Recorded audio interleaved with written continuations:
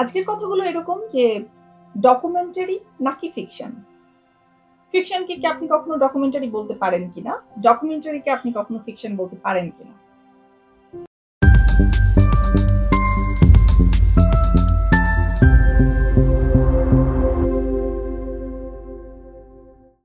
দেখেন, ফিকশন আসলে অনেকটাই ডকুমেন্টারি। কেন আপনাকে বলি? ধরা যাক একদম কাল্পনিক কোনো ঘটনা নিয়েই আপনি একটা ফিকশন তৈরি করছেন। ধরা যাক সেইখানে বাস্তবের আপনার দেখা, জানা বা অন্যদের জানা কোনো ঘটনার বা কোনো বিষয়ের লেশমাত্র নাই। সেরকম যদিও হয় না, কিন্তু আমি ধরে নিচ্ছি যে মোটা দাগে নাই। তো এই ধরনের ফিকশনেও আপনি কিন্তু চরিত্রটার গায়ে যে জামা দিচ্ছেন সেটা আপনার দেখা পাশের বাড়ির জামাটাই।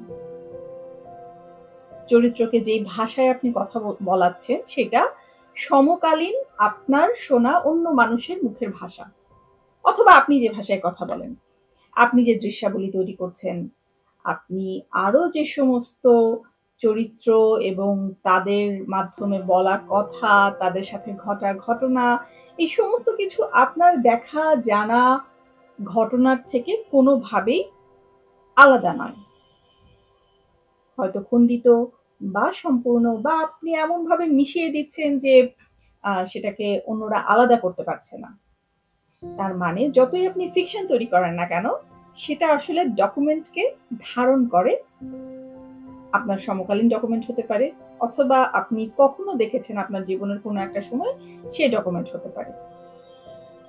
দেখেন, আমরা যদি সমকালীন গল্প বলি, তাহলে আমাদের সমকালীন ডকুমেন্ট দেখানোর এক ধরনের প্রয়োজন বা দায় আছে। আমি যদি এই 2025 সালে বসে একটা গল্প লিখি, তাহলে 2025 সালের মতো হওয়াটা উচিত। এই জন্য উচিত কারণ যখন আজ থেকে অনেক বছর পর কেউ এই গল্পটা পড়বে, জানবে যে এটা 2025 সালে লেখা হয়েছিল, সে কিন্তু চিন্তা করবে এই গল্পে আমি যা কিছু লিখেছি সেটা 25 সালের সবকিছুকে ধারণ করছে, সবকিছুকে রিপ্রেজেন্ট করছে। অর্থাৎ যতই আমি ফিকশন লিখি না কেন, ফিকশন তৈরি করি না কেন, সেটার ভেতর দিয়ে মানুষ এই 2025 সালকে খোঁজার চেষ্টা করবে, বোঝার চেষ্টা করবে। ফিকশন হওয়া সত্ত্বেও এটা 2025-এর একটা দলিল হবে। কাজেই সেই দায়টা আমাদের আছে। মানে ফিকশনে চাইলেও আপনি খুব মিথ্যা, খুব অবান্তর কোনো কিছু বলবেন কিনা সেটা বলতে গেলে একটু ভেবেই বলতে হবে। অর্থাৎ অন্য কোনো রকমের আমি সিনেমা হোক বা লেখা হোক তৈরি করছি, সেটার কোনো একটা আলাদা রকমের প্যাটার্ন, সেই জিনিসটা যদি খুব না বলা হয় বা ঘোষিত না হয়, তাহলে এখান থেকে ভুল বোঝাবুঝির একটা সম্ভাবনা থাকে। এবার আসি ডকুমেন্টারির প্রসঙ্গে। বাস্তব ঘটনা বা বিষয়কে আপনি উপস্থাপন করতে চাইছেন, এবং এই ঘোষণা দিয়ে যে এটা বাস্তবে ঘটেছে বা এটা বাস্তবে কেউ বলেছে বা বাস্তবে সত্যি এরকম একটা ব্যাপার আছে, এবং সেটার সত্য আপনি তুলে ধরছেন, কল্পনা নাই সেখানে। কিন্তু বলেন তো, একজন নির্দেশক বা নির্মাতা তিনি যদি আসলে একটা ডকুমেন্টারি তৈরি করেন,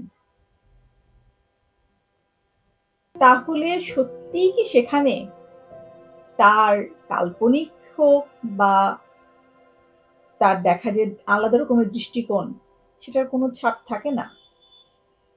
থাকে।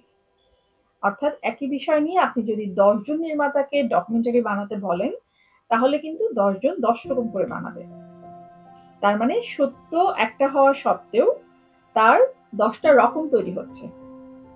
কাজেই তখন আর সেটাকে এখানে আসলে কোনো রকম ফিকশনের গুণাবলী নাই, এটা আমরা বলতে পারি না।